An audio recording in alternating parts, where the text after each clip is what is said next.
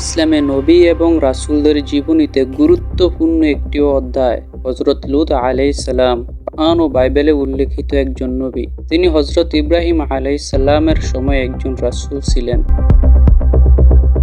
ইসলামী পরম্পরা অনুযায়ী হযরত লূত আলাইহিস সালামকে আল্লাহ সামুদ ও আমুরাহ নামক দুটি শহরের লোকদের দিকে প্রেরণ করেছিলেন, যারা অত্যন্ত অসামাজিক এবং পাপাচারী কার্যকলাপের জন্য বিখ্যাত ছিলেন।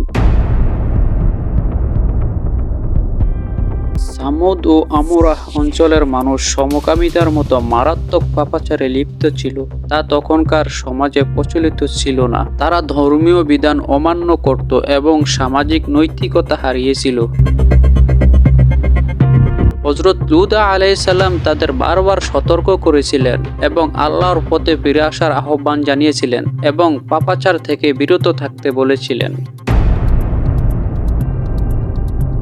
তাদের কাছে বার্তা দেওয়ার পরও সামুদ ও আমুরায়ের লোকেরা হযরত লূত আলাইহিস সালামকে অগ্রাহ্য করে এবং তারা তার পরামর্শ শুনতে অস্বীকার করে।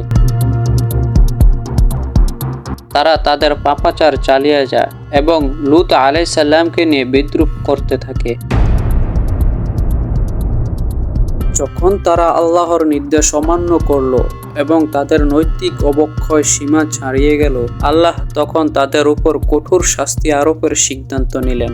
আল্লাহ ফেরেশতাদের মাধ্যমে হযরত লূত আলাইহিস সালামকে সতর্ক করেন যে তিনি সেই অঞ্চলের মানুষদের ধ্বংস করবেন। ফেরেশতারা তাকে তাঁর পরিবার নিয়ে সেখান থেকে বেরিয়ে যেতে বললেন, তবে তার স্ত্রীকে পিছনে রেখে যেতে বললেন, কারণ তার স্ত্রীও পাপীদের সাথে ছিল। যখন হযরত লূত আলাইহিস সালাম এবং তার পরিবার সেই অঞ্চল থেকে নিরাপদ দূরত্ব পৌঁছালেন, তখন আল্লাহ আসমান থেকে পাথরের বৃষ্টি বর্ষণ করেন এবং পুরো সাদোম ও আমুরাহ নগরীকে ধ্বংস করে দেন। সেই নগরীর সবাই আল্লাহর শাস্তিতে ধ্বংস হয়ে যায়।